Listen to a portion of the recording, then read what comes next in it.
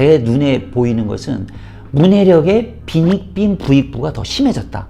엄마가 좀 가정에서 관리를 좀 타이트하게 하고 책을 오히려 더 많이 읽힐 수가 있잖아요. 그런 아이들 같은 경우는 오히려 문해력이 더 좋아졌어. 그 영화를 갖다가 보여주잖아요? 못 봐요. 집중을 못 하는 거예요. 자, 오늘은 겨울방학 특강으로 우리 초등교실에서는 아이들이 이제 요즘 실제 수업 모습은 어떤지, 그리고 문해력 문제가 자주 회자되고 있는데요. 아이들의 문해력이 요즘 진짜 어떤지, 그리고 초등에서 가장 중요한 점들은 무엇인지 살펴보려고 합니다. 25년차 베테랑 초등교사이자 독서와 고전의 힘을 전파해주고 계신 송재한 선생님 모셨습니다. 안녕하세요. 만나서 반갑습니다. 저는 초등교사 작가 송재환입니다. 지금 초등 3학년 아이들 지도하고 있습니다. 만나서 반갑습니다. 코로나 확실히 지나면서 작년부터 정상화되면서 이제 교실도 정상화를 많이 찾았습니다. 그런데 코로나 이전하고 지금 이제 정상화를 찾았을 때하고 비교해 보면 좀 약간 차이는 있는 것 같아요. 뭐냐면은 아이들 특별히 생활지도 이런 부분에서 조금 차이가 많이 있는 것 같고, 그 다음에 또 한 가지는 확실히 이게 집중력, 수업 시간의 집중력들이 좀 예전만 못한 것 같아요. 뭐 예를 들면은 예전에는 3학년 아이들 수업 시간에 이렇게 돌아다니는 아이들이 크게 많이 없었거든요. 근데 지금 제가 3학년 아이들 지도하고 있는데 와, 수업 시간에 돌아다니는 아이들이 진짜 많아요. 뭐 그냥 아이들이 수업 시간에 돌아다니면 안 된다라고 하는 그 개념 자체가 없는 것 같아요. 이 아이들은 이제 1학년 때부터 이제 온라인 수업을 갖다가 하던 아이들이기 때문에 일단은 그런 생활 습관 이런 지도 면에서 좀 예전보다 많이 떨어져서 그런 것 같기도 한데, 어쨌든 수업 시간에 아이들이 끊임없이 돌아다녀요. 사물함에 계속 돌아다닌다든지, 사물함만 돌아다닙니까? 사물함 돌아다니다가 또 중간에 또 길을 잃죠. 다른 친구 뭐 하는지 간섭하고 원정 다니면서 또 방해하고 뭐 이런 일들이 아주 계속 발생하고, 또 막 아이들 수업 시간에 왜 물을 그렇게 마시는지, 물 정수기 떨어 그냥 물 다니고, 또 책상 위에 있는 그 물통 맨날 엎어지는 게 일이고요. 그 다음에 뭐 연필 깎는다고 연필 깎이고 왔다 갔다 하고 막 이런 일들이 뭐 1시간 수업이면은 정말 너무 흔한 광경으로 일어나고 있고요.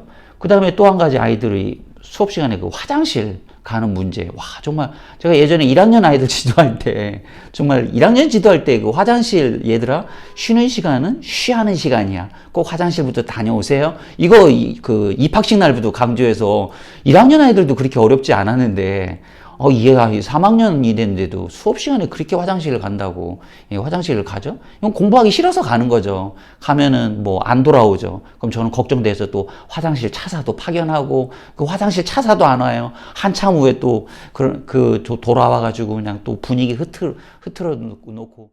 이 집중력 수업을 방해하는 끝판왕은 또 보건실이죠. 그냥 보건실 간다는 아이들이 정말 너무 많아요. 선생님 아파요. 어디 아프니? 뭐 머리 아파요, 배 아파요, 이런 것은 양반이죠. 뭐 손가락에 끝에 막 조금 보풀하기인 거, 그거 가지고도 선생님 막 아파요, 막 피가 철철 나는 거 환자 같아요. 선생님 어떻게 119로 신고해 줄까? 아니요, 보건실 갔다 올래. 그래, 가서 닌겔 맞고 오거라. 보내면은 한참 후에 오죠. 제가 저희 학교 보건 선생님한테 하루에 환자를 몇 명이나 보냐 했더니 100명도 더 본다고 하더라고요.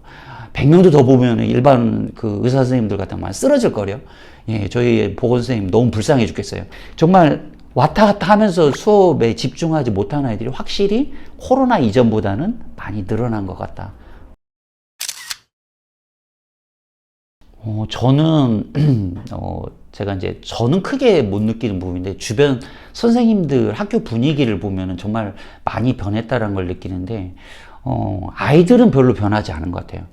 아이들은 뭐 10년 전 아이들이나 뭐 지금 아이들이나 비슷한 것 같은데, 확실히 학부모님들은 많이 좀 변한 것 같아요. 태도라든지 이런 거에서 학부모님들이 너무 지나치게 학교에 간섭을 하고, 너무 자기 자녀한테만 이렇게 온전히 이렇게 신경을 쓰는 좀 약간 이기적인 그런 태도라고 할까요? 그런 것들이 확실히 늘어났어요.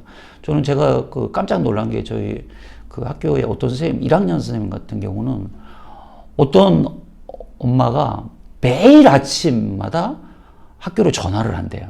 이제 저희가 이제 하도 민원이 있어가지고 이제 핸드폰 같은 경우 이제 공개를 안 하니까 이제 교실 전화로만 하는데 교실에 일정한 시간에 그것도 예, 딱 8시 20분쯤 되면 어김없이 전화가 하루도 빠짐없이 온대요. 무슨 전화냐 했더니 선생님 우리 애가 뭘 안 챙겨갔는데 좀 챙겨주세요. 뭐 좀 확인해 주세요.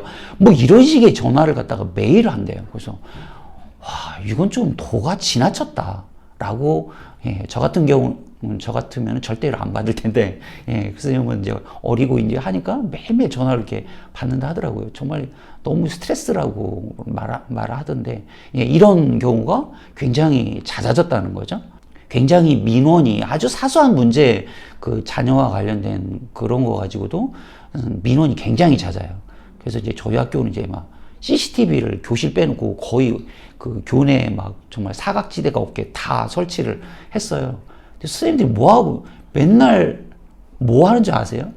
그 CCTV 뒤지는 거예요. 민원 들어오면은 거기에 대해서 그걸 갖다가 확인하려고 그것도 이제 학교장 허가를 갖다가 받아가지고 그거 정확한 전후 사정을 갖다가 알기 위해서 안 그러면 계속 이제 학부모들이 말도 안 되는 그런 이렇게 민원을 갖다가 하고 하니까 정확한 진상을 갖다가 알아보기 위해서 그걸 갖다가 몇 시간째 막 눈 빠지게 이 CCTV 1번 CCTV 2번 CCTV 3번 그렇게 뒤지고 있는 광경들을 보면서 교사들이 가르치는 걸 갖다가 교재 연구를 하고 이렇게 수업 연구를 하고 그래야 되는데 그런 건 뒷전이고 오히려 민원 처리 뒤치다거리 하는 걸 갖다가 보면서 와 정말 많이 분위기가 정말 많이 변했다라고 하는 그런 생각을 하고 정말 요즘 부모님들이 학폭위 이런 걸 정말 많이 제기를 하세요. 특히 뭐 1, 2학년 저학년 아이들 저는 이제 학교 폭력이라는 말도 좀 이제 안 썼으면 좋겠어요. 마치 그 말 속에는 학교가 무슨 폭력 집단이 된 것 같아. 학교에서 무슨 폭력이나 일어나는 그런 장소로 오인될 수 있다. 저는 그렇게 생각을 하거든요. 누가 만들어냈는지 저는 그 말부터 좀 없애야 된다고 생각해요. 학교는 분명히 자정작용이 굉장히 큰 곳이거든요. 특히 아이들 그 세상은 금방 티격태격 했다가도 어른들 세계 같지 않아요. 금세 언제 그랬냐는 듯이 서로 이렇게 화해하고 또 재미있게 놀고 그러는데 이게 어른들 세상은 또 그게 아니잖아요. 끝장을 보려고 하잖아요. 그래서 부모들이 고학년도 아니라 1, 2학년 아이들 자기들끼리 이렇게 좀 티격태격 한 거 가지고 그걸 가지고 학폭을 걸고 학폭을 열면 더 놀라운 사실은 양쪽 부모님이 다 변호사를 데리고 와요. 그냥 그게 요즘엔 트렌드예요. 마치 변호사는 이제 안 되려고 오는 쪽은 손해를 본다고 생각하기 때문에 오히려 이제 더 막 거기서도 막 더 비싼 변호사 막 이런 경쟁까지 붙는 것 같은 양상을 보면서 정말 안타깝더라고요. 그럼 이 아이들 세상에서 이미 어른들의 그런 잘못된 그 가치관들이 침투가 되는 거잖아요. 그럼 이 아이들이 나중에 성장했을 때는 이 사회는 어떻게 될 것인가 정말 좀 저는 우려스럽기도 하더라고요. 그래서 좀 우리가 좀 이런 그 부모님들의 태도는 내 아이가 하면 로맨스, 남의 아이가 하면은 불륜 이런 식의 내로남불과 같은 그런 좀 태도는 좀 버렸으면 좋겠다 그런 생각이 좀 있습니다. 확실히 이 아이들 지금 아이들은 이제 눈 뜨면 세상에 나와 보니까 이미 디지털 세상이 펼쳐져 있었잖아요. 그렇기 때문에 확실히 이게 디지털 기기를 갖다가 활용해서 뭔가 수업 결과물을 낸다든지 이런 것은 확실히 잘하는 것 같아요. 뭐냐면 예를 들면 뭐 사회 뭐 조사학습 발표다. 그러면 어떤 주제에 대해서 조사를 갖다가 뭐 그 검색 같은 거 이렇게 해가지고 예, 보고서 이렇게 작성해가지고 PPT 이렇게 만들어서 이렇게 쫙 발표하고 이런 부분들은 확실히 예전 아이들보다는 확실히 잘해요. 또 근데 아이러니하게도 그 아이들에게요. 예를 들어서 예전에는 영화를 갖다가 예를 들어서 뭐 학기 말이나 이렇게 좀 시간적인 여유가 돼서 이제 영화를 한 편 보여준다. 그러면 보통 영화 한 편에 1시간 반에서 2시간 가까이 되잖아요. 그럼 아이들이 굉장히 집중하고 재밌게 잘 봤어요? 또 요즘에는요. 그 영화를 갖다가 보여주잖아요? 못 봐요. 중간에 뭐 한 20분, 30분 되는데 뭐 영화 내용이 재미있는데도 아이들 용어로 되게 재밌는데 뭐 애니메이션 이런 건데도 잘 집중을 못 하는 거예요. 그 1시간 반, 2시간짜리 영화를 갖다가 집중을 해서 볼 줄 아는 아이들이 많지 않아요. 요즘엔 뭐 유튜브에서도 그런다잖아요. 제가 오늘 이 찍는 영상도 몇 분짜리를 편집될지 모르겠지만 요즘에는 뭐 20분, 30분 이상 가는 그 동영상이 인기가 없다잖아요. 쇼츠 막 10초짜리, 20초짜리 뭐 이런 것들이 굉장히 그 각광받고 그러잖아요. 어떤 스토리를 갖다가 이해한다 그럴까요? 그런 능력도 이제 안 되는 거죠. 그러니까 막 영화를 갖다가 100분짜리 영화를 갖다가 뭐 10분짜리, 20분짜리 요약하는 걸 갖다가 본다든지, 우리가 이게 지금 아이들이 디지털 세대인데 오히려 그게 또 역효과인지 뭔지 아무튼 집중력이 저는 문제라고 생각하는데, 집중력이 오히려 더 예전만 못해져가지고 예전에는 아이들이 재밌게 보던 그런 영화들마저 한 편들 쭉 보는 그런 집중력마저도 사라진 것 같아서 좀 아이러니한 상황을 좀 맞이하고 있습니다. 이제 문해력 얘기가 이제 막 매스컴이나 이제 이런 언론에서 막 굉장히 이제 떠들고 있는데, 제가 학교 현장에서 이제 저희 학교 아이들 이렇게 보면은 어떤 문해력이 떨어졌다라는 그런 문제점보다는 제 눈에 보이는 것은 문해력의 빈익빈 부익부가 더 심해졌다. 그러니까 그 코로나 지나면서 이게 정말 저는 많이 느껴지는 건데, 코로나 기간 동안 오히려 독서에 좀 집중한 아이들 있잖아요. 좀 그 엄마가 좀 가정에서 관리를 좀 타이트하게 하고 책을 오히려 더 많이 읽힐 수가 있잖아요. 그런 아이들 같은 경우는 오히려 문해력이 더 좋아졌어. 어휘력이나 이해력 이런 것들이 굉장히 더 좋아졌고, 그 코로나 기간 동안 방치된 아이들 또는 그 책을 갖다가 안 읽은 아이들은 우리 학교 다니면서는 억지로라도 읽게 되잖아요. 근데 집에서 있다 보니까 그 억지로 읽는 것마저도 안 읽다 보니까 문해력이 더 떨어진 거야.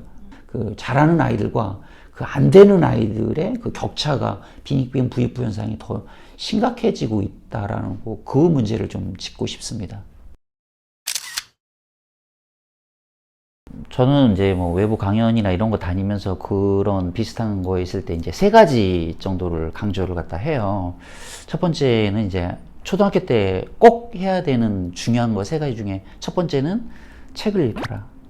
이것은 문해력을 갖다가 올려주는 측면도 있고, 아이들에게 정말 무한한 꿈을 갖다가 가지게 하는, 그 책은 어떻게 보면 꿈을 담은 상자잖아요.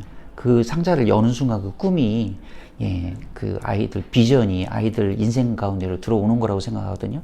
그래서 아이들의 문해력을 높여주고 꿈을 갖게 해주기 위해서 그 책을 갖다가 꼭 읽혀라.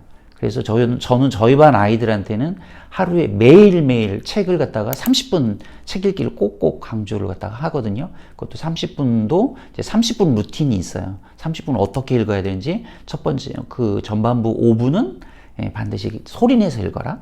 그 다음에 그 나머지 20분은 그 눈으로 읽어라. 그 다음에 마지막 5분은 오늘 읽은 부분을 갖다 한 줄 소감을 써라. 요게 이제 그 30분 저희 반이 아이들이 해야 되는 30분 루틴인데, 요걸 갖다가 아무튼 하루도 거르지 말고 매일매일 하는 걸 갖다가 지키게 하고 있는데요. 그래서 책 읽기와 관련돼서 또 이제 부모님들께 좀 강조드리고 싶은 것은 책을 읽어줘라. 초등학교 때 책을 갖다가 하루에 5분, 조금 욕심 부리면 10분 정도만 좀 할애해서 아이의 하루 일과 중에서 어떤 시간을 갖다가 딱 픽스해가지고 그 시간에는 어김없이 부모님이 책을 갖다 읽어주면 아이한테는 너무 좋은 독서 습관이 되고 평생에 좋은 기억이 될 것이다라고 생각을 하고요. 그래서 독서 책 읽기 강조하고 싶고, 두 번째는 수학을 꼭 잡아라. 초등학교 때. 왜냐하면 중고등학교 때 가면은 이미 수학은 늦어요. 그리고 잡기가 너무 힘들어져요. 수학은 대학교의 간판을 결정한다. 우리가 뭐 예전에부터 흔히 대학은 수학이 결정하고 인생은 영어가 결정한다 뭐 이런 말을 했었는데, 수학을 갖다가 초등학교 때부터 매일 하는 게 굉장히 중요하거든요. 그래서 저희 반 아이들한테 이것 역시도 저 이제 30분 수학 루틴을 갖다가 강조를 하거든요. 어떻게 하냐면은 5분은 연산 훈련을 해라. 시중에 연산. 왜냐면 초등수학에서는 연산이 굉장히 중요하거든요.